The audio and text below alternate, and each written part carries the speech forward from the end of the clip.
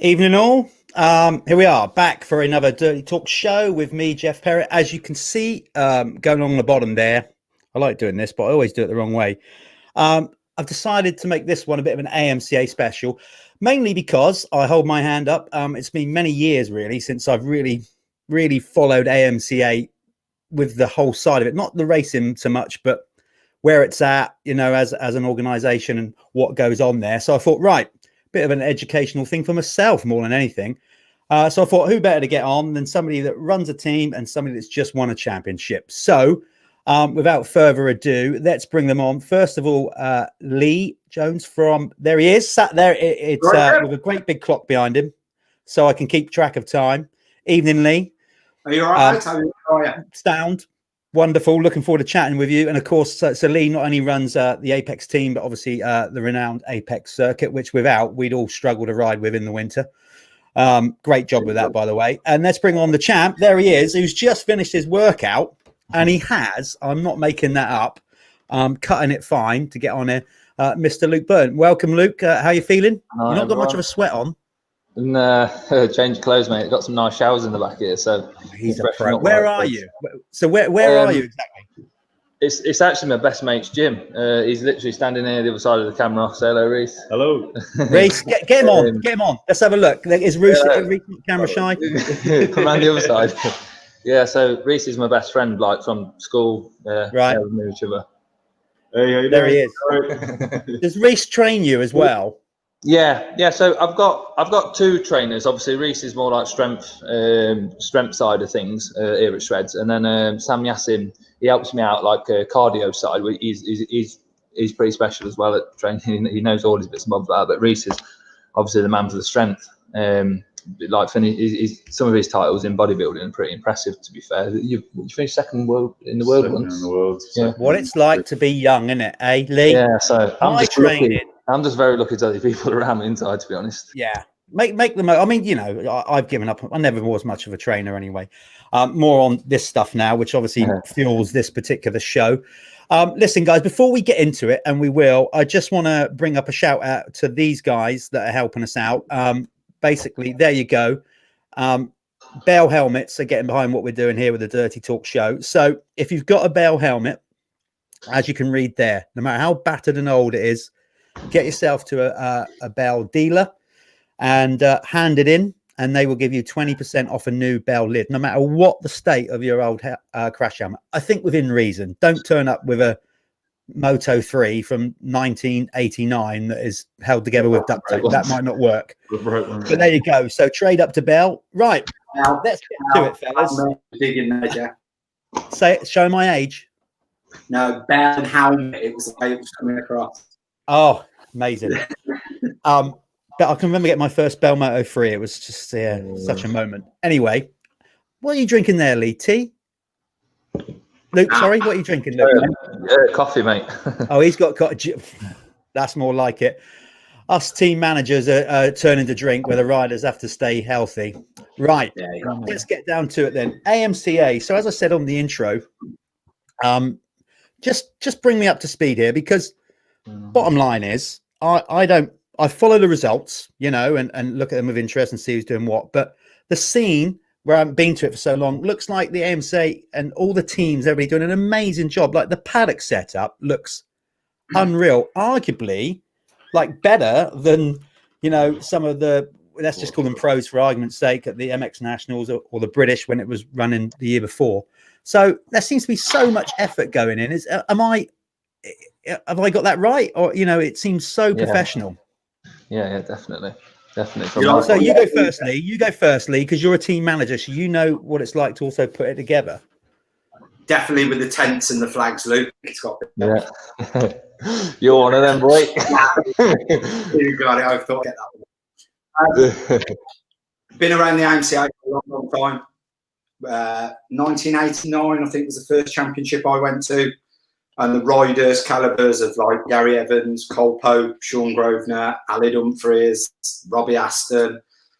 And to see those riders perform back then and see what the AMCA was about, to see what it is now with that much image that's in there, it's definitely grown massive. And obviously the tents and the bit of bigger what's getting is obviously bringing more riders in, and I think the caliber of riders in there at the moment, that MX1 class this year and previous years have been mega to watch. Really good. So I think definitely going in the right way, definitely. Do you think, obviously okay, again, not doing the rose tinted glasses, but relating to, obviously I got to relate when I used to race, it was pretty much then, they want all these other national pro series as such, and it was more of a clear straight divide. You kind of even raced the British Championship because that was the only real one that was a professional grade where you earned money, etc., or you thought, I'm not going to go for that, I'll cut my teeth and be it like an amateur, and that's what the AMCA was. So since I was riding it in that duration between where it is now, did it dip off where obviously more series started to come along that were paying prize money and stuff, like the Bridgestone, the Service, all these things, which is all great, but did that sort of pull people away from the AMCA and amateur scene where they thought, oh, we'll go and do that and earn a bit of money? I don't know whether it's ever been quiet. I think the AMCA has always been busy, but I think the way this has grown now is obviously with social media has got involved in it, hasn't it? And I think the social side of the media side is actually grown the AMCA bigger and bigger, and I think it's brought more riders over. Probably in the last 5 to 8 years, I think it's got stronger and stronger. I think it's always been strong, but I think the depth of it now is just really strong. And I think even though there's still meetings on and a lot of meetings on, we're still getting pretty more than 80% gates. So the gates are pretty full as well. So I think it's definitely going in the right direction. Definitely. Luke, I'm interested in your take, which is why I wanted to get you on. Not just the fact that you've obviously gone out and won a title, which we'll talk about this year in general in a minute. I just wanted to get straight into it with this before we recap on this year. Was it only the year before or 2 years ago that you obviously not racing the AMCA, and then you've decided to go down that route? Why is that? Firstly, why I went to the AMCA? Yeah. I don't want to go too much into detail, but I got let down by a couple of people, if I'm honest with you. And that's my honest, I'll be honest. Good. We like honesty. And he's people. They said it with me. I wasn't good enough to be at that standard. I got on a friend's bike. My friend standing here, he had a bike. I rode his bike, and I was quicker on his stock Kawasaki than what I was supposed to be a fully race-tuned British Championship bike. I got offered another deal to do it again the year following, but I thought I'm just banging my head against the wall and there's no point. So I just thought it was a waste of time, really. And then I just pulled the plug on, obviously, racing, because I just felt let down by certain people. Don't get me wrong, there's a lot of good people in racing, but there's also a lot of bad people in the racing at the same time. But you take the rough with the smooth. And I just thought to myself, instead of me banging my head against the wall and killing myself, I may as well just stop. Do you know what I mean? And then I got offered a ride to go to the AMCA, and I thought, you know what, I'll give it a shot. And honest to God, I didn't respect the championship enough at the start. Really? And I went there without training, no bike time, and I got there and I was like, excuse my French, but SHIT. Like, I was like, these boys are rapid around these tracks, and I weren't expecting it. And I couldn't believe how professional it were from what I'd heard from the outside. And until you've done it, no one's got a say. I don't care who you are, what your name is. Until you've done that championship, you haven't got a say in that championship. Simple as that. Because it holds. It's like I look up to people like Dave Thorpe and guys like that who used to race that championship. So I'm proud to win them titles, and like to other people, they think they're too good to go there and race, but then you see them come and race there and they don't get a race win, and then all of a sudden they're like, oh yeah, it's mega, but like, you weren't saying that 2 weeks ago when you was coming up to doing this. You understand that? You understand my vibe? Totally. Where I'm coming from. For me, this is fascinating to hear your response to this, because because I wondered why you went there, but now what you've just said there, everything about how you underestimate it and all that, it's because obviously I haven't been, hands up, I don't have really the time with all the other things that I do to get to one. So I've got no idea of the speed, the standard, other than what I see on social, and you don't really always get a gauge of that until you see it with your own eyes. Me personally, I think the top 5, 6, 7 guys, maybe 8 guys at the AMCA, the only thing that lets them down when they go higher to a higher standard, I think they let the pressure get to them at that standard. Because I'm telling you now, they're all good enough to do good at like the ACU. They're all good enough to go there and get real good results. So I think personally, in my opinion, that is the only thing that lets them kind of riders down. That's why they don't want to push themselves like me to get back there. You understand what I mean? And go back there. They say they want to go back there, but then, to be honest, why would you when the AMCA running such a good event? Yeah, because it is honestly like I've been, like I say, I've been to the MX National, the ACU, the AMCA, the Bridgestone, and I can't say any of the others are better than the AMCA. How it's run, because that is why like clockwork. Yeah, that's one of the reasons I wanted to get you on, because I know that you've done all those other events outside of the AMCAs, so I want, and most recently, that's the point. I mean, there's been riders in time that down history that have come from AMCA to ACU and then back again, but not too many in recent times, and the fact obviously you won a championship this year. It's great to get you on and talk about that. Lee, you was going to say something just a minute ago. I could see you was diving. I hope you've still got that train of thought. No, definitely. To listen to Luke to say that the AMCA is underrated, the amount of times that you speak to riders and you sort of say to them, look, you're coming AMCA now, I don't want to do that, I don't want to do this because of this X, Y, and Z. When Luke said that about they underestimate that championship, people so underestimate it. It takes a little bit of learning on how it works. Like, you keep hearing the same thing of like riders saying about tracks are different. They are different, but they're the same for everybody else. And I think you'll agree with this, Luke, with the tracks, that it proves that if you get a real sort of good gate on that ability of rider in that MX1 at the moment, you sort of get away and you get going, don't you, with the tracks of how they sort of go. So we always sort of talk like now at the moment, that start is like 80% of your riding. But these riders that come in sometimes so underestimate those, like what Luke said, 8 to first place. Yeah. They 4 points in British Championship, in my opinion. I'm sure they could. While you're on hold the thought, both of you, on this with tracks. Remember, by the way, if you're watching, we now got 90 people watching. Look, get involved. Just if you want to ask either of these guys a question or myself, just punch it in like you regularly would on Facebook, or if you're watching on YouTube, and it comes up on the screen here, and then I can bring it up on the screen. So don't just sit there and watch. Get involved. If you've got an opinion on this, let's hear you. Talking of which, there was a guy from Keelan Southwood. Okay, Keelan, he contacted us before the show when we said we were going to do this yesterday, and he took the time to contact us, which I thought was kind of cool before we even do the show. So the question from Keelan is this. I'll read it exactly as he's worded it.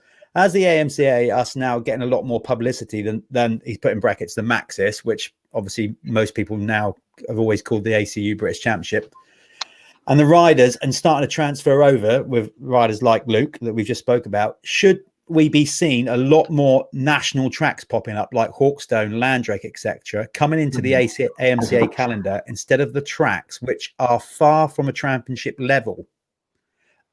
So you've just said how the tracks are different or whatever. He's basically saying, he's obviously an AMCA rider, saying that is it time with the profile of the championship coming up that you should be going to these more sort of bigger, supposedly better venues? Opinion, Jeff, like in my opinion, if you want to keep it as fair as possible, and I know people moan about me and a few other riders like Josh's Mega, Shane Carlos, we've got all Mega riders in there, don't get me wrong. If you want to bring them kind of tracks into it, it's only going to get harder for the kids behind. Yeah. And that's me being honest. Like, if you put them tracks into it, then the level that we're at is going to show even more then, more so. And so, yeah, again, that's a valid point, Luke. Really valid don't point. Get me wrong. Let bring them tracks because they are much better for me, and they are better to ride, more fun, and everything about it. But I want to keep it as fair as possible. Yeah, so that's my opinion on that. I suppose a great point, and I suppose if you actually stop to figure out, we are talking about the AMCA, which is what I wanted you both on, and the AMCA by my reckoning. Obviously, it's the name's on the tin, isn't it? It's amateur motocross.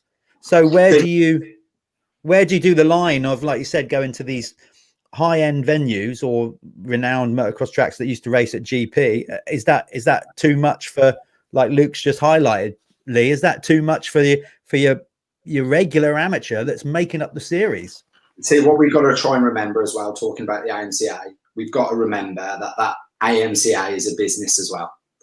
And we're talking about the championship. We've got to remember that those club meetings where you used to go back for a club, sign your entry, have a pint, go and put the track up, they're pretty the grassroots of the AMCA. And without those grassroots and those club members and everything else, we don't get to race these championships. So we have to sort of remember that as well, where it does come from, like the clubs, the people who put the effort in. And I always sort of say with the AMCA, the pyramid is the AMCA championship. But to get to that pyramid, we need the base work to keep building up to the top of the pyramid. And without those base people, it ain't going to get to that championship. So like where we say, right, let's go and run at Farley, Fox Hills, it's just not probably going to be sustainable for the AMCA to go and run their meetings, where the AMCA, in my opinion, and this might upset a few, is that the AMCA have got some amazing tracks themselves. And I just think they need to be brought up to modern standard, where instead of, you know what I mean? That's where I think the AMCA needs that little bit of a push, is somebody in there to build these tracks up from the 80s and 90s, where they've owned the ground for that long. Sort of needs to be modernised, because there is some great tracks what the AMCA do own as well. I raced an AMCA track. This is the thing that's really annoying. I raced a track somewhere in the early 90s. I don't know, I think it was Cotswold area somewhere. And I really wish I could remember the name of it, because you might still go there. And I was at that stage just starting to pick up speed to trying to get on the grading list to go and do GPs.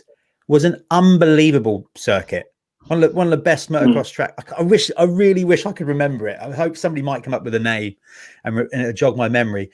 But because I had to go and guest ride or something and doing it, and I thought that's the one and only AMCA race I've ever done, and the track was brilliant. Like, the question to you say to me, like, I know you've been away. You think of a real bad track that we race on championship wise? Sorry, is that to me? No, to Luke.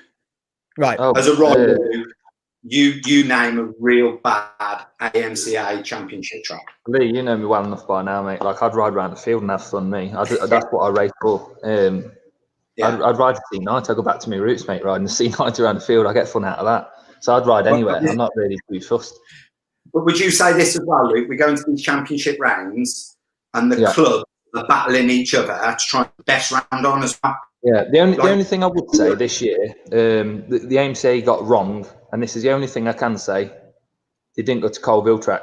That is the only thing that I can say, because Clawton, the effort they put into that track and how good it was. I rode there just before, and don't get me wrong, it absolutely hammered it down. It was sludgy, but the width of the track, what they've done to the paddock, like everything, I thought, fair play. They've put a lot of time to be let down and say, obviously, they're going to do 2 rounds at Long Lane.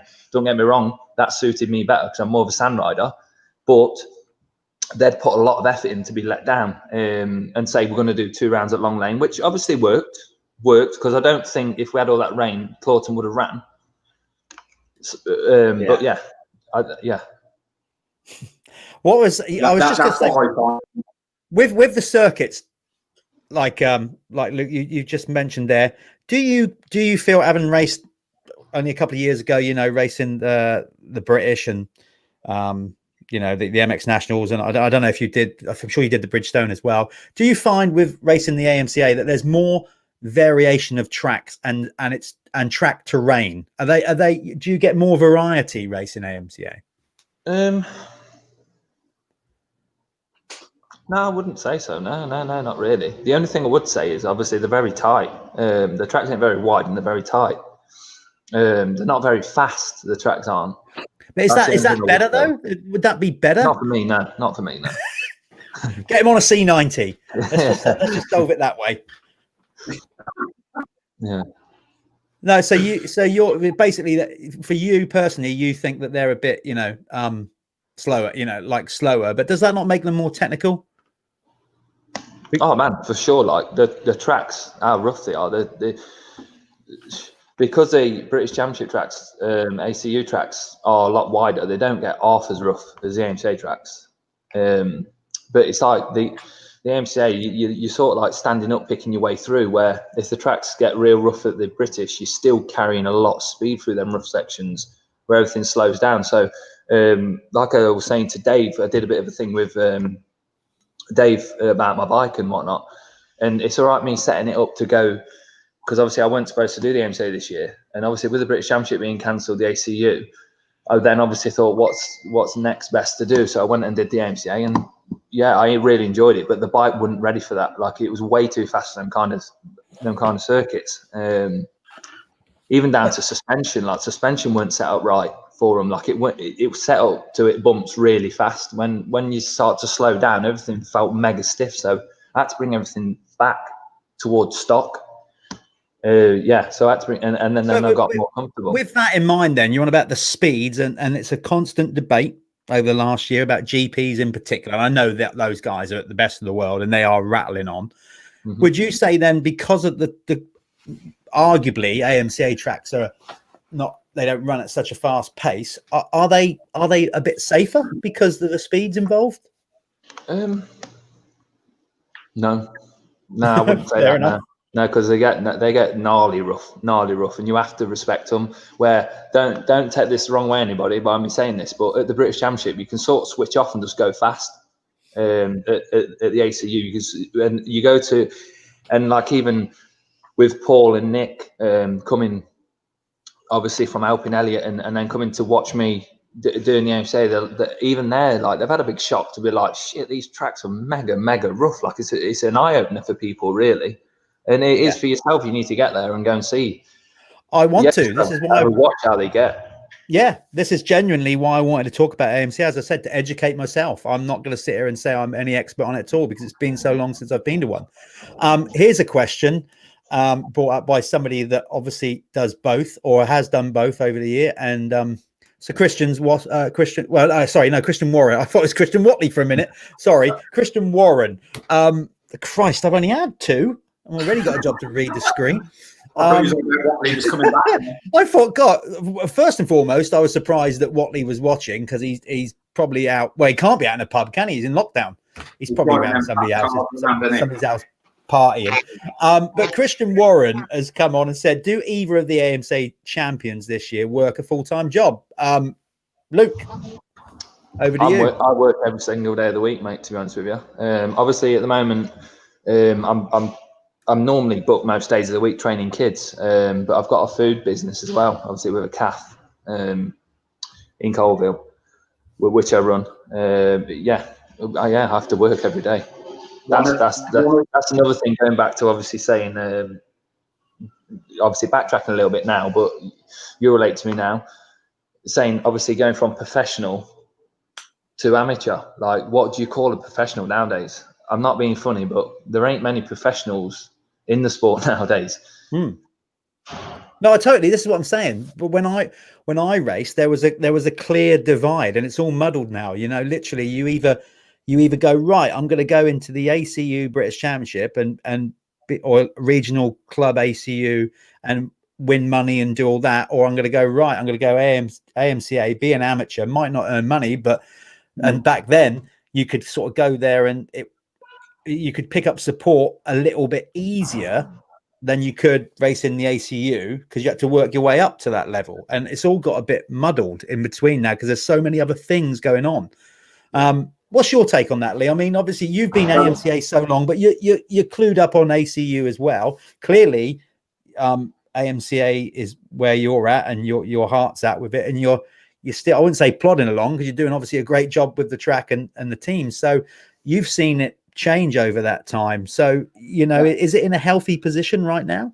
Yeah. Just going back to that question, what we just had come in, one of the memories I have like that question for myself was when Jamie Wainwright won the championship. I had a text message on Monday and a photo of him sat in his lorry drive in, work on Monday morning after he just won the championship. So like going back to that, they all work. They have to work now, don't they? There's nothing there to keep it sustained and make money out of it. But yeah, that was one of the funny texts I have of winning a championship on a Sunday, and Jamie was back at work on Monday driving his lorry and dropping soil off for the family business. Right, Lee, you run a team, so let's get into that without going into the finer details, unless you really want to divulge it. I'm not squeezing it out of you. You know, when you talk to a rider or you're sorting out deals, I mean, do you put any kind of extra incentive in there other than the product you can give them? Do you know, is there any kind of like bonus scheme put in or anything for an AMCA rider? Is it all just like, look, we can give you everything you need to go racing, and that's the best we can do? Like, you know what it's like, Jeff. Everybody keeps their little secrets to themselves of running a team and bits and bobs. Like, that's just the way it is. But I can tell you now here, Apex money don't pay for nobody to race. No way at all. But hearing rumours in the paddock, and you know what rumours are like in our sport. They're brilliant. I think there is some sort of bonus thing going, but under our awning, no bonus scheme going. I think the deals that we're able to put down on paper for people are pretty good, but there's no sort of bonus or people being paid from my side of it. Definitely not. And what about, you know, when you speak to potential sponsors in the industry, you know, because they have to cover the British, a lot of the brands obviously want to be the British Championship, the MX Nationals, as much as they do AMCA. When you pick up the phone, email, whatever you do to potential sponsors, what's the feedback from them? The general consensus? Do you sense a sense of importance that the AMCA is equally as important to them as the British Championship or the MX Nationals? My feeling is definitely. I think the way everything is with social media, that's a massive presence for everybody. So I think like people with brands want to get it out there. But what I've sort of done, and this is a personal thing myself, is that because of work, I'm able to give something back as well. Yeah. And it's like that AMCA for me back in the 80s and 90s, sponsorship is a massive, massive thing for us. Without that sponsorship, it just don't happen, because there's no way I'd put my sort of family money into running a team. And the lads I get on my team all understand that my family come first before we go racing. So to get the sponsorship in and giving something back with utilising the track, so the people that help me are sort of getting a double bubble. They're getting the advertisement and the media out of it, but they're also using my work for corporate days and social days. Yeah. So I've got sort of, who's that, Luke? Is that somebody trying to call you, or is that? I'm booking someone in for the gym. It's somebody booking in. Brilliant. After lockdown. What I was going to say, that put me off a little bit, but I'll try and remember the question I was going to ask. So, Luke, you know, have you found as a rider, okay, like how have you been received? You know, as in, obviously you've got friends and you know people already racing the AMCA. I get that. But how have you been received regards of coming in and racing the AMCA, regards of like with your personal sponsors and all that kind of stuff? Does it feel a good fit? Like everyone around me is like always back me to do what I want to do in that sense. Obviously my eyes were set on 2 championships this year, but they was both cancelled. So I went and did that off my own back. And then they come and supported me to do it. The team did, which obviously I really appreciate that. I just wanted to get out on the bike, if I'm honest with you, and go racing. There's no feeling like racing. We can all go and practice like till our heart's content, but there ain't no feeling like watching that gate drop, is there? No. So, I agree. But yeah, everyone was back behind me, 100%. But you know, what I meant.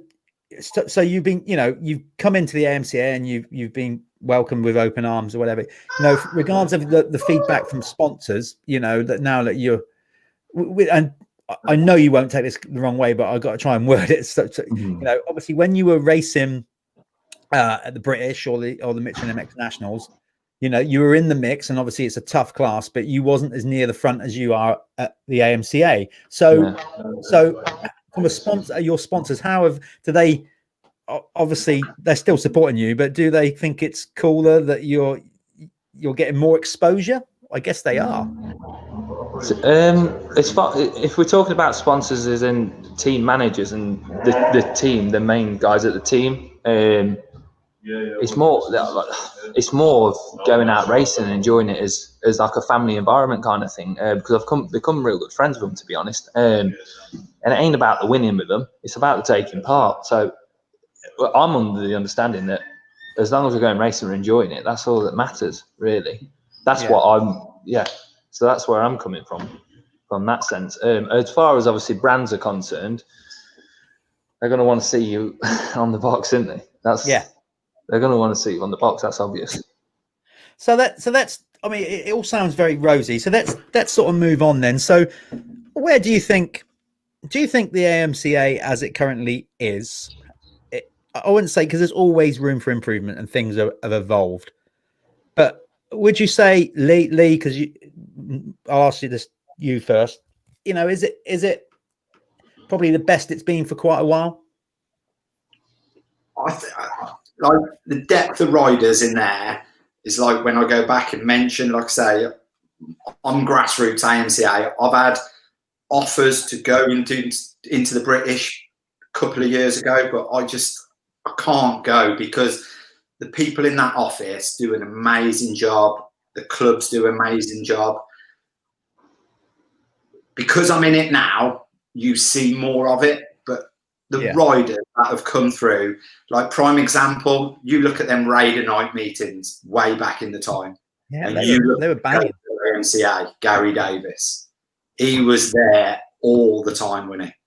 So was it still as strong in Gary's era as well? There were some big names in that AMCA. But I feel like now with social media and the way it is going with teams sort of against each other who have got, Luke saying, the bigger awnings, and they get bigger and bigger. Yeah. I think it is growing. I really do think it is growing. Like with everything what's going on in the industry as well at the moment, with like not a lot of bikes there and not a lot of products. Yeah. The phone calls I've had over the last couple of weeks have been pretty scary, of people coming to the end of their sort of career as well, and then having a go at the AMCA. But like that's what I was just going to ask. You've taken the words right out of my mouth. I was literally going to ask, as your phone been hotter with more riders like Luke that have kind of go and look to come from that side of the sport and looking for deals in the AMCA. Since I've been running a team, probably this year, yes. Yeah. Whether that's something to do with people are finding out now there's not a lot of stuff coming into the country. So is that starting to get out there now that teams are getting tighter and tighter? It's like you look at like the worth ethic Luke puts in. If that team wasn't there, how do you carry on racing when you're a family man as well if you haven't got support? Do you know what I mean? And I think some of the top 10 guys in the Maxis are sort of finding that things are getting a lot tighter and looking at it of rumours coming out the AMCA that there is money involved and there is this and there is that, and they're starting to look at it now. But it's like at the start, they underestimate the championship as well, in my opinion. Got a question here, or a quote from Craig Chamberlain. Craig, nice to see you tuning in. He's put, I believe it's always been as strong at the front, but the depth is stronger now. The championship is awesome, but they really need to work on club events. Plus, Lee Jones, you never turned up to the Caneva Auto work party. You've been called out live there by Chambo. Let's go to the bottom of that, actually. So let's talk about why didn't you turn up? Come on, here's your chance. Here's your chance to get you legit. No. Things have definitely changed. It weren't just Kim Auto, it's team. Cleaning his flags for his hornet. Like way back, like 98, like I said, grassroots were going to the club on a Wednesday, Tuesday night, having a few beers, talking motocross, booking in, and then work party on a Wednesday night or a Saturday night. And you had to put the tracks up to be able to join a club and everything. But obviously the way things have changed now at the moment, they do like a work scheme. You can pay into the club and then they pay people to go and put the tracks up now. So it has changed so much, and it's moving forward with that idea as well. But going back to Craig, yeah, I always used to go and hide at the bottom of the field that way. So is that for the best? So one of the questions that, you know, I was going to evolve from this part of the conversation was, it seems healthy, genuinely healthy where it's at the minute. And as I said, there's always, you know, things should always evolve and improve. I'll go to Luke first on this one, and I'll come to you, Lee. What would, you know, with your experiences of it, Luke, what would you do? Just a quick bullet point, one or two key ones, the main ones. Is there ways you think it could, the scene could be improved at the AMCA? What would you do slightly different to try and potentially make it better? If there was anything. I mean, if you can't think of anything, don't stress. I'm sure Lee's got some. As far as bringing better riders in, there's only one thing that's going to entice them to it. That's money. Yeah, like, but wouldn't put that prize money up there? That's the only thing that's going to want them to come, really. But obviously, I don't race that. I earn my own money in the week, to not have to stress about, oh, where's the next bit of money coming from racing. I ain't got to worry about that because I graph. That's why I'm at the gym at this time of night. Yeah, but so bringing money in, wouldn't that would take away the ethos of what the AMCA is? It wouldn't it? Yeah, Lee. Yeah. Now, I don't think personally that AMCA is never ever going to be about money. It's amateur, isn't it? And I think it'll always stay that way. The people that they've got in there at the moment, from like top of the tree with Mike Penn, Dave Morris, and the staff of Steve Harvey and his army in there, I think at the moment it is proper booming at the moment. Yeah. I think we're definitely in the right direction. Well, Ricky's come on. I'm never sure if you guys can see the comments. You can't see them on your screen. Yeah, can you see them? Yeah. Oh, you can see him, right? Okay. Well, as you've seen there, then. So Ricky's come on. Ricky Priest, obviously. Good to have you tuning in, Ricky. Good to see your name pop up. Obviously, you know, Ricky raced GPs, British Championship, but then also AMCA. So Ricky's come up and you know, and look at that. You know, he said it has progressed so much each year. So that's cool from somebody who's got a lot of experience. And he goes on to say, God, they're coming in thick and fast. I can't keep up with them now. There you go. You also have to qualify to make the championship. So that's pretty cool. You've got Matt Lloyd coming. And also Ricky's bringing in the biggest motorhomes at the moment as well. So that's making it bigger as well. Yeah, you have to start finding bigger paddock areas. Matt Lloyd, here you go. This is the best thing he's ever done this year, was to start an AMCA team, which is cool. You know, getting behind amateur motocross. So I mean, this is how much I don't know about it, and I don't mind, like I said, putting my hands up. I have no idea who Matt is. Obviously, you two do. So, what's Matt's team? MDMX, Matt's a new team that's into it this year, and same again, massive presence, done a massive job, and I think Matt's learning as well, and I think that's going to grow and grow. So Matt's done an amazing presence job as well this year. And I think Matt had a lot more depth of riders. I think Matt had like school 85s and veteran rider as well. But the effort Matt put in presence, fair play, take my hat off to you. Yeah, as I said, I got to get to one because the social media that I've seen. Well, I'll do, Jeff. I'll make sure the girls in the office send you a pass, so you've got no way of not coming. Well, I'll tell you what we do. You know, it is live, so I can't get out of it. Obviously, allowing for the schedule, which I can get a weekend when I can get to one that doesn't clash with my other commitments. I'll definitely come along, and I think we'd do a bit of a Dirt Hub special. Just basically come along, talk to as many riders and teams as possible, and do a sort of Dirt Hub weekend. And because I'd like to see what it's all about. Yeah, you know, because as you said, what we're trying to do with Dirt Hub as well, it's all about British content, you know. And you know, my career has always been in the ACU side of things, and now the MCF and all those other things. But I'd love to catch up and see where we're at with it all with the AMCA, because it's, you know, it seems to be thriving from the outside looking in. So Luke, you said that you get like more money in, or potentially get riders in. So Lee, what would you do to make it better? Is there anything that you could think of? There's a few different tracks, I think.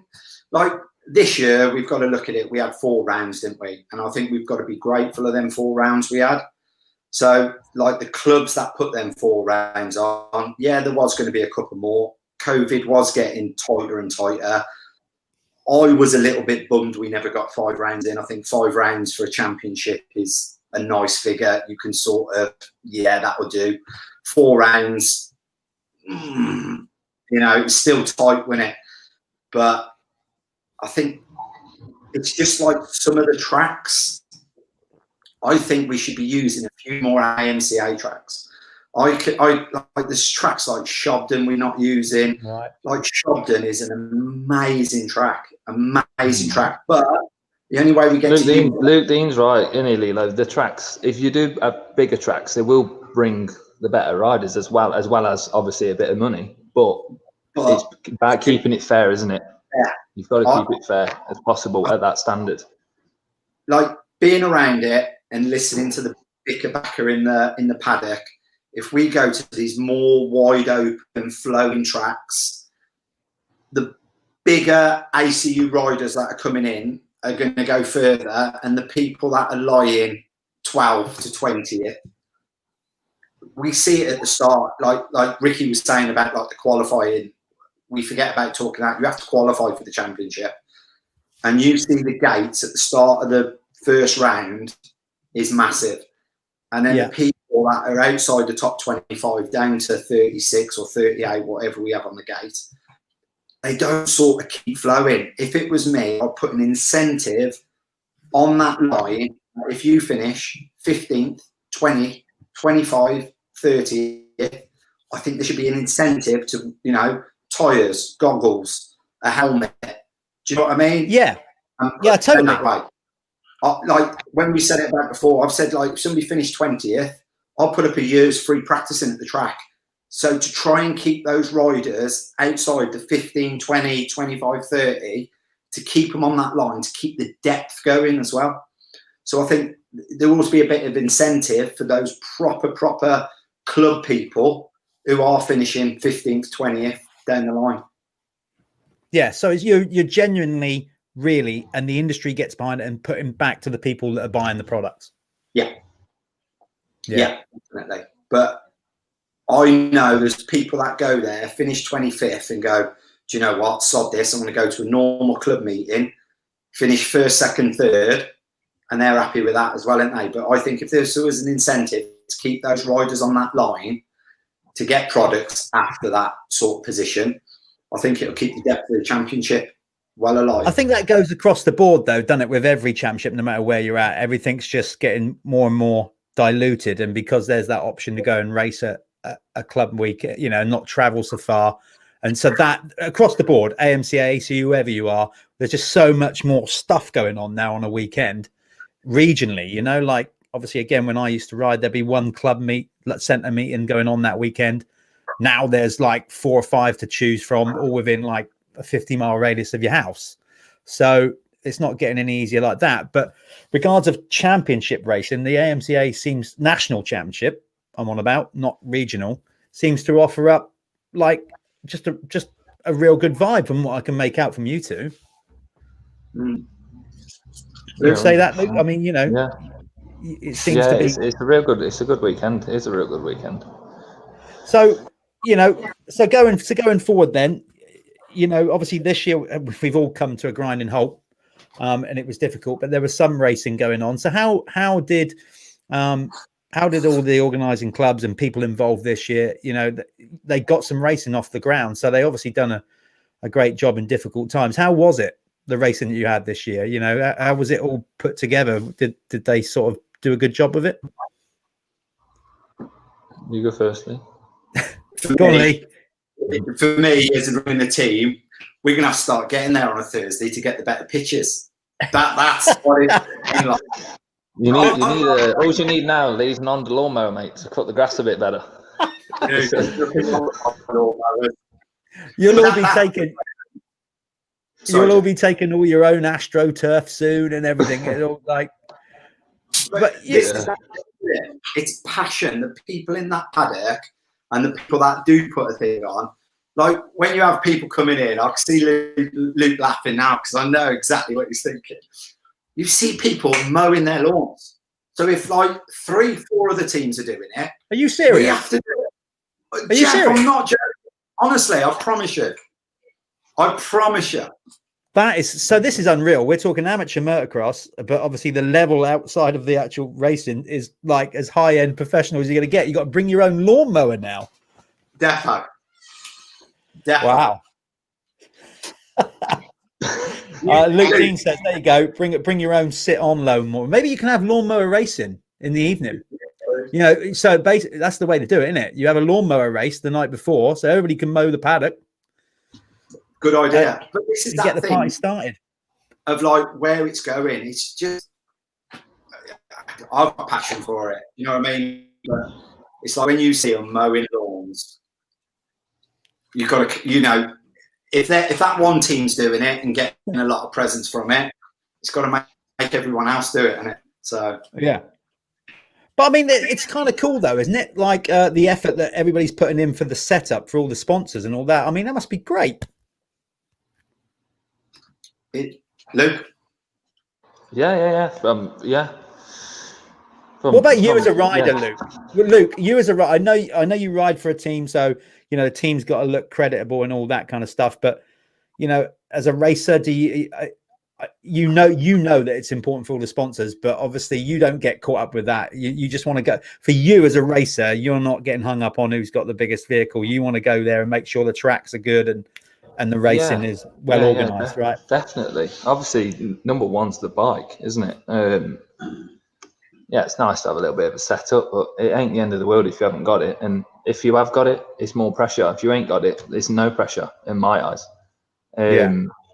Because people are looking in thinking you got the best motor, you got the best bike, best wheel, everything, and it ain't necessarily the case. Don't get me wrong. Yeah, Lee, you might have nice bikes, great, nice setup, lovely, but not everybody has got that because they're not fortunate enough to do it. But in my eyes, I think they're better off putting it into the riders and bikes than putting it into a tent.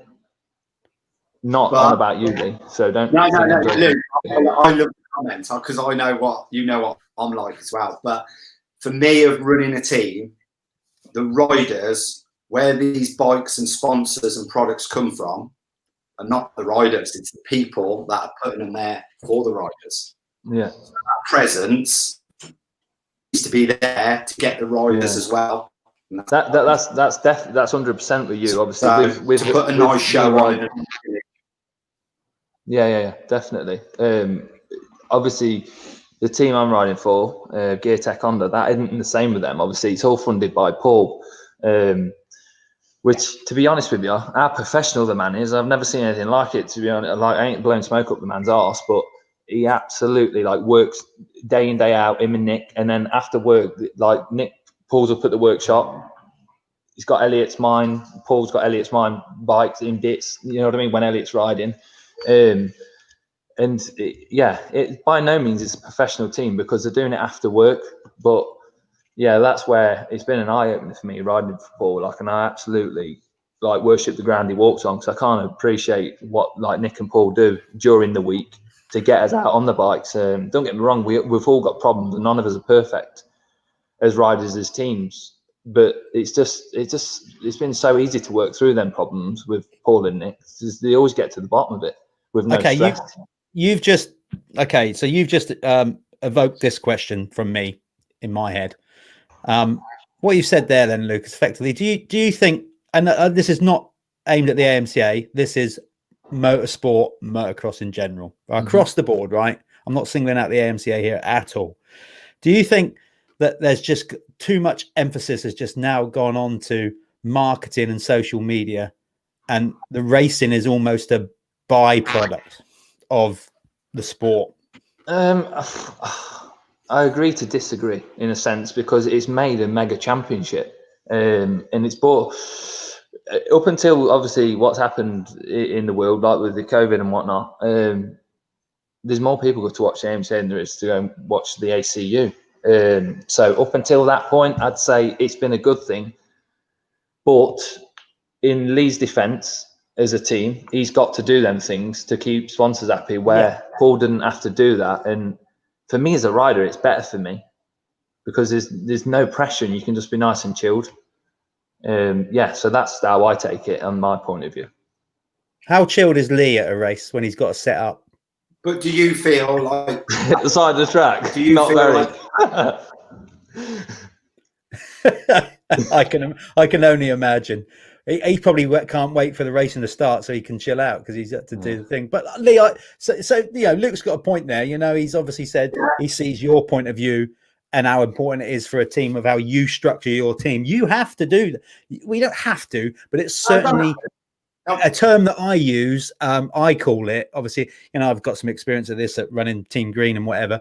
I call it, actually, Ash Kane put me onto this term and then I extended it. You've got to grease the wheels of sponsorship deals, haven't you? Sometimes it's as simple as that. How I look at it, we don't have to do it. But to me, it's my decision to put a pretty awning up, to put flags up.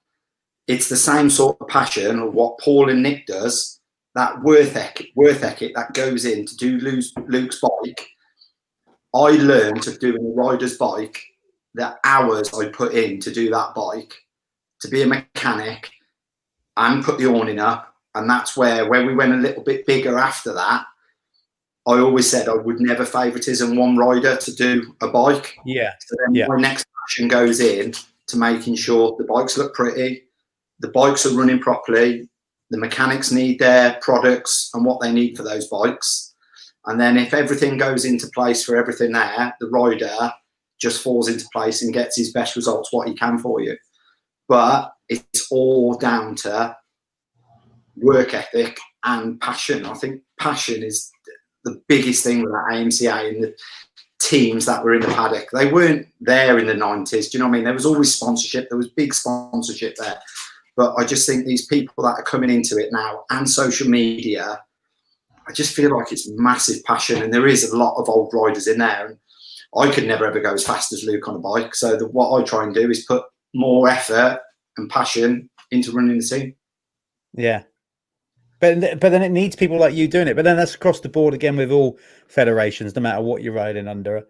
Then, you look at like the teams in the British Championship, Jeff. Do you look at the teams that have come into that paddock with big personal money? They don't stay there very long, do they? No, so they never do. The same thing with big money and passion, of exactly the same with me going on a Friday to put me awning up to mow my lawn. It's the same sort of thing of those teams that have come into that British Championship and bring Arctics into a British Championship paddock. Is the same sort of thing as what we're doing, but in a different way. And long may that continue. So what do you think then? What do you want to see you guys see from the AMCA next year? Regards of, let's talk about the championship racing, for example. Again, bring me up to speed because I haven't got a clue really, and I don't mind admitting that. Racing wise, with the other federations and the balance between the ACU British and the MX Nationals and the Bridgestone, it's trying to balance all those series so they don't clash or whatever. With the AMCA, is there too much national championship, British Championship, AMCA racing? Is there not enough? Is it about right? Where are you at with it all? What are you happy with the formula and how it's all going in that way, or does it need a shake up? Whoever wants to answer that first, by the way, because I don't know the answer to it. As in all the series at the moment. Yeah, would you think there's enough championship rounds? Should there be more? Should there be less? And the formula, how they do. A nice round number of 10 rounds would be nice, wouldn't it? You don't want everyone any less than 8 because it's not really a championship, then, is it? Well, bring me up to speed. This is how naive I am to it. I don't mind admitting I don't even. I never do enough research. How many rounds of championship, AMCA championship racing is there at the minute? Have we gone for 12 in 21? 22? No, 21 in it, yeah. Yeah. I think sure, if I'm honest with you, I've not even seen the date. The AMCA have put a double header on, so I know there is 3 rounds that have gone in to race on a Saturday and a Sunday. And for me being there on a Friday and putting all the team up for a one-day format, it is a lot. But then Mike Penn has sort of listened to a few of the teams, and we are having a 2-day format next year. I think we got 3 rounds of testing it and trying it, and I can see that going eventually the way it'll be a double format on the way through. I think it'll just grow. I do with a 2-day format. Yeah. I think that would that work for amateurs. I know right now there's issues. For example, the MX Nationals have announced that they want to have pros riding Saturday and Sunday. That's been absolutely mixed, response. Some people saying it's great. Some of the other bigger teams that then have to, more expense on the engine, more of the bike, saying no, we don't want that. So it'd be interesting to see how that one pans out. But then, like running a team, when we say a 12 round and somebody else is running 10 rounds, as a rider and a team, you ain't going to be able to do both championships, in my opinion. Yeah. Do you know what I mean? I definitely know for running an AMCA team, if a rider come to me and said, look, I want to ride AMCA and I want to go and do the Bridgestone series, the budget to go and do 2 series is massive. And then if a rider is more in one of a championship than the other, does the rider then more favouritism that championship? So like Craig saying there, I totally agree with what he's saying, and that I stand in the same corner as Craig. Like, it makes it impossible for me to ride on a Saturday and Sunday, work-wise, with working Fridays and some Saturdays teaching kids and whatnot. It just makes it almost, and with Paul, with Gear Tech, Nick doing his refrigeration, and then Timmy Alberts who helps us out. Like, we're all working, and yeah, as much as we want to be there all weekend long, because that is what we want, it makes it almost impossible for us to go and do it. And then you sort of almost pulled the plug before you even got there, because it's just too much. But don't get me wrong, that's what we all do want. But when you're running a business, obviously, like Paul's business is an international business. He does trucks all over the place. He can't just shut the doors down to go racing, So you obviously work comes first. Yeah. Obviously, because we've got to live, and I've got 2 little ones. I've got a 5-year-old and a 2-year-old. So they're always going to come first to me. And like, unless I put food on their table before going racing, I can't go racing. That's a more than a fair point, particularly Marcus Rashford and all what he's going on. Valid point. Lee, I saw you shaking your head there. Are you in disagreement to Luke on that one? I don't want to start a fight, but you can virtually headbutt him if you want. Just swing your head to the air. Exactly. I don't disagree with Luke, but like I said, we go on a Friday. I am very, very lucky that my lad shows massive. He loves it. He absolutely loves it. My lad does. So to pick him up outside of school on a Friday, we have the camper. I get away with family time and go on a Friday. But if you see that paddock on a Saturday afternoon, I would say 90% of them riders are there on a Saturday afternoon, or even a Saturday mid-morning, because you can feel the vibe building in the paddock. And I think but then if you're racing, we all ain't lucky enough like you, Lee, to get away from work that early, are we? So if we all want the same thing. I'm not disagreeing with you. We all want the same thing, but work comes first at the end of the day. Until you've earned that coin, you can't set off and travel anywhere. I guess particularly you can't fuel the vehicles up for a start. Yeah. So particularly with it being amateur motocross, you kind of like Luke's point is there. I goes, it's for amateurs that work a job, so it's not their occupation, so it's a balanced one. But Lee, you just said there, that they're there on Saturday morning, building up Saturday afternoon. But if you were racing on Saturday, surely they'd have to be there on the Friday. So that makes it, like Luke says, if you've worked and you finish your Friday shift at 5 or 6 o'clock, then you got to hit the road. Does make it. What the AMCA have done with that three meeting to try it. My gut feeling, I think it'll be a positive. I think it will go that way eventually, because there's more and more people turning up on a Friday, turning up on a Saturday morning. And I think they've looked at it and gone, with all the others doing a 2-day format, I think the AMCA are going to try it. I know they've never done it before, so I think it's a new thing, but I think it's from looking at the paddock and the AMCA Championship at the moment, it's grown and grown. So the next thing to go with it is to try a 2-day format. It'd be interesting to see. I mean, obviously, having found out a lot more, and I'm on a crash course, learning a lot more about the AMCA. So thank you for that. I might, do another one of these a bit further down the line and get the powers that be on once they settle on what they're going to do, and we can talk about it. Dan Gizzin has said here, look, maybe go for 2-day rounds, but less rounds and have quality over quantity. But I guess you're still stuck with the same problem with that, Luke. Still getting there, isn't it? Yeah, but it makes it more doable. He's right. Yeah. it's more doable then, because you ain't got to be like, oh shit, I've got to do it again this weekend. Oh shit, it's over and over and over again. So he's definitely right. That would make it more doable. But like, not just like, I'm speaking for other people. Some people can't get out of work, can they? No. 9 times out of 10, I can't, and purely because my kids come first, and that's the reason why I can't.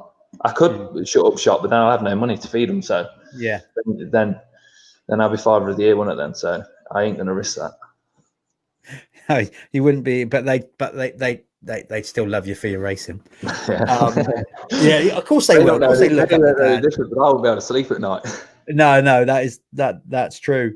So really, then, you know, so next year it's going to be a bit more. There will be, sounds like there will be changes, and to see how it all sort of pans out. But overall, from what I can work out talking to you guys, it's definitely in a healthy place, and a bit healthier than it's been for quite a while. So obviously the momentum is on the up. COVID has played a massive part in all what we do, so it might just obviously derail it for a little while, but it seems like it's got a solid backbone of people racing more AMCA championship racing by the sound of it. So it's obviously a good time. It's not getting any easier though, Lee, is it? You know, putting a team together, sure. And like you said, Luke, as well, as a rider, you know, to try and balance the whole time and earn money and whatever. So for all of us, it's not getting any easier. But No. Team wise, you know, Lee, where are you at with you know, without going into, you don't need riders or whatever, but as I said, you know, have you found a difference in the industry this year because of COVID? People just, you know, maybe delaying answers, not because literally because they can't give you an answer, because they're waiting to hear from their suppliers. 200%. We are in a different situation with everything at the moment. And listening to the manufacturer that outsource, I was told early on that things are going to be different. So we had a little bit of inkling of what was going on, and it was like listening to how it's been before. We've given the track away and doing this and doing that to get the sponsorship in, to see it now, to get sponsorship and to listen to bikes going into dealers. Sponsorship is going to be a definitely funny word for 21, because we've got to try and think that dealers have got a living, you know what I mean? Dealers have to get bikes in to sell bikes. So how can we be giving the bikes away for sponsorship if dealers can't get bikes as well? Do you know what I mean? So to get sponsorship this year, you've done an amazing job, I think. It's going to be a definitely tough year this year, definitely. But I think there's loyalty, friendship. So I think that favours a bit as well. But touching on that point, Lee, obviously, how you said, like obviously getting bikes off dealers and whatnot. This is another reason, obviously, like saying, I totally respect your point of view with your family and that, Lee. That Paul puts a lot of money into this team, and I think people are quite blind. Quite blind to think like everything's sponsored, but they're not. They're like, he's got a lot of discounted parts. Yeah, people think everything's free, like to the team and whatnot, but it's not. They're deluded to think that. They think this industry, like you do this, you do that, it's all for free, you're getting paid. It's not. Nothing like that. And like you say, day by day, it's getting harder and harder and harder. Even some of our budgets and bits and bobs of getting discounts have been stretched back. So even us as Gear Tech Honda are looking for sponsorship, if anyone's willing to chip in, you know. Seriously, like it becomes a point like where you can only put so much money into a team. Do you know what I mean? And then Paul's happy to buy a product for the team and for me and Elliot, but then it becomes a point where they're taking the discounts back. Then you're paying full price, but then you're running a massive effort, and then you're running that effort. Why would you want to put flags and awnings up? Because you're advertising people for nothing, really. Yeah, absolutely nothing, because he's not asking for stuff for free, not by any means. It's just discount. It's such an interesting tack to have you two on, because obviously you're approaching it in two different ways, and you know, the argument is like, I'm not sure if there's a right or wrong. It's just two different ways of looking at it, isn't it? You know, like and going racing, like you said, Lee, you know, you do what you do to, you know, to obviously try and nurture those deals, those current deals that you have, you know. And I've always told you myself, Jeff, the way I get my deals is utilising my business to help me out. It's like when Luke said, my family comes first before anything, absolutely anything. And then you have to look at work. If I hadn't got such a strong team who work for me, I wouldn't be able to go racing because I have to go to work.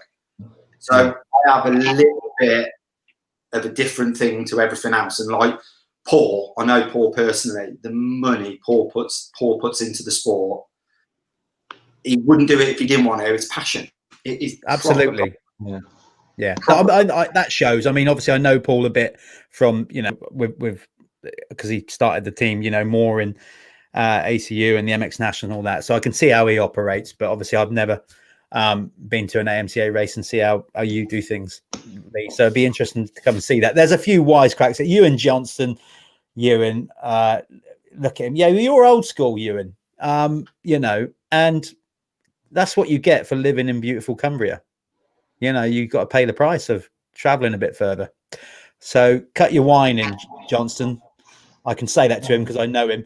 Colin Hambridge, good to see Colin pop up, and he said, like, the way dates are going, we'll be doing midweek races soon. Funny you say that, actually, Colin, because we already do Rocket Till Sundown. That's the exact reason we put it on in the week, so we didn't clash with anybody.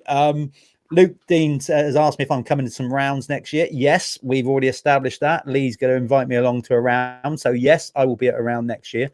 And there we go. Adam Winslet has come back on. It's more to do with the cost of track hire for a 2-day meeting to make it more cost effective. So that one will rumble on, I'm sure. Let's wrap that up there, or that side of it, and just wrap up the whole thing. Just talking about this year as a whole. So obviously, Luke, just talk us through your year and how it went. You know, obviously a successful year, you know, and you know, without going all American on us, give some shout outs to people that have obviously helped you make it a successful year. Paul, Mason, Nick Owen, Reese Meakin, Shreds Fitness, my missus, everyone behind me, really. They're the main people. Obviously, he might have to work overtime tonight because the missus at me at the side of the track. The missus got a mention quite low down the list. Everyone who's helped me, mate. The list is quite big, so to name everyone would be quite difficult. But they all know who they are, and they know I appreciate their help. Yeah. Well, as Ricky's saying there, I should get to a championship round, so I will, Ricky. Absolutely. We've already divulged that. I've got an idea, Jeffro. Okay. Oh God. Little rumour was up our way. You're having a motorcycle and getting back on one, I've heard. I absolutely am. Yes, I will be back on. Oh God! Look, Chamberlain's already on it. Look. There you go. I'm sure we can windle that after the first couple of rounds. Right. I'll tell you what then. I said I'd get back riding with no real interest to do much racing, but get back into riding. Again, I can't back out of it. I'm going to go out on a limb. I'm doing it. Okay, that's a deal. Right. I will come and race an AMCA meeting next year. There you go. And there you go, Craig, as you were first to jump on I suppose I've got to ride a Kawasaki. Can't really ride anything else. That's the way to do it. And besides, Lee, I cost too much. I want all kind of bonus. I need all kind of bonus scheme or whatever. And I know that Chamberlain will be up for that. So I'll get everything I can out of him. Yeah. But on a whole, then it's been a good year for you both. As it, you know, Lee, you know, how was it for you with the team and everything? The riders I've had this year have been amazing. I'm like, to see Henry win his first MX2 race, that was pretty special. Of seeing him like come all the way through. Like, we only had 4 rounds, do you know what I mean? But the 4 rounds was on a bounce, so it felt like we were doing 8. It was just week after week after week. So to see that, bit of a shame with Corey with his knee injury, and then we lost Anscombe real early with his big get off of a punctured lung and broken humerus. So that was another wound that we had. And then we had obviously Damien Stridham who come in, and he finished 3rd in the championship, the same as Henry. So over 4 rounds, we had 2 lads on the box at the end of the year. So very, very successful, I would say, over the. Hey up. We got right to the end, and then he's look at that. Back. He's misfiring. He hasn't got the stamina, Luke. No, his credits running out in the meter. Yeah, Don't chuck a few more chips in. the old tight ass. The missus is on the wheel. She is. Yeah. The trouble is, I know why. I know what the problem is. It's just gone 9, and so his missus wants to get on the old, Netflix now, doesn't she? And you're very lucky. It's her birthday today, so she's given me a couple of hours off. Yeah. It's a birthday. Happy birthday, Mrs. Jones. There you go. So, but now, going back, I think we had a pretty good year, really, with a race win and on the box, and then to see the 2 boys on the podium at the end of the year, I was pretty chuffed and moving forward, looking forward to releasing something pretty soon as well. So I was going to say, so we'll wrap up with that. So as it stands at the minute, you're obviously looking to because you're hearing all these stories right now of riders packing in, teams folding. Lee, you're happy to sort of say at this point you're getting set to run again next year. Yeah. I'm sort of 90% done. So I reckon next month we'll have a bit of a press release of where we're going and sort of looking good. Cool. And Luke, are you sort of I don't know if you sign on a dotted line or you've done a handshake on it or what, but are you set to go again? Are you Yeah. I'm set to go again, really. All we've got to do is just get fit and get ready to race. Cool. Do the important stuff, Lee. Yeah. I might. Do you know what? He's my mate, really. Really. Oh, look, he loves me. No, I know. I'm sure he is. I might just sign off and leave you two at it, and you can just carry on the show on your own. Here's a guy that I said I am going to get Billy on. We're going to do another one of these AMCA things. Billy, sorry I didn't get you on this one, but I am definitely categorically going to get you on this show at some point because I always like talking to Billy. So good to see Billy tuning in with his regular. He might be watching in the bath. He might be. What a guy! He's a top bloke. He's a top bloke, and we are going to get Billy on for another AMCA show at some point. That's for sure. So all said and done, we'll come back to this, but it's been great chatting to you two. I've now talked my way into racing an AMCA championship round, so that something's come of that. We've just started a lawnmower championship as well. So it's been a productive evening, really. Is Luke coming back to defend? I think he said that's what you said, Luke, isn't it? You're going to come back to defend the title? I'm not sure yet. We're not decided where we're going to go racing yet. He won't commit to it, but I understand why, because it's not just completely down to you. We've got to make sure we've got a championship to race at first, haven't we? So we never know where we're going to be at. Yeah, there is that. But big respect to the AMCA though. That's a shout out to them for running the championship this year. Yeah, and they did it with style. To be fair, everything ran like clockwork. So fair play. Good on them. And that's great. That's great that you've, as I said, you up until recently racing a different federation, different series, and for you to come in and to, big them up and justifiably so by the sound of it. So credit to you for that. So it's great. Like I said, I will get to one next year, and I'm obviously through Paul and through Dirt Hub. We're trying to keep pushing on with Dirt Hub and covering the AMCA side of it well as well. But I will, on a personal level, definitely get to one next year. I see that Ricky Priest there was tapping you up, Lee, for a ride. That's obviously I don't know, without maybe it's because I said he'd ride and then now he wants to come out there and just smash me, which he, to be perfectly honest, Rick would. He's younger than me. He was talking about it this year when he turned up in his big motorhome, and I actually said to him, I said, it's about time you come racing, because talking to the vets, there's somebody coming in pretty special for another team as well. So the vets is going to be a different sort of championship next year as well, that I'm hearing as well. So there's an extra one for you. Don't start telling me there's going to be big names there. You're putting me off already. Is there a gig at the AMCA for travelling marshal? I'll be up for that. Look, Billy's come on. He's got the scoop, Billy Barker. Look,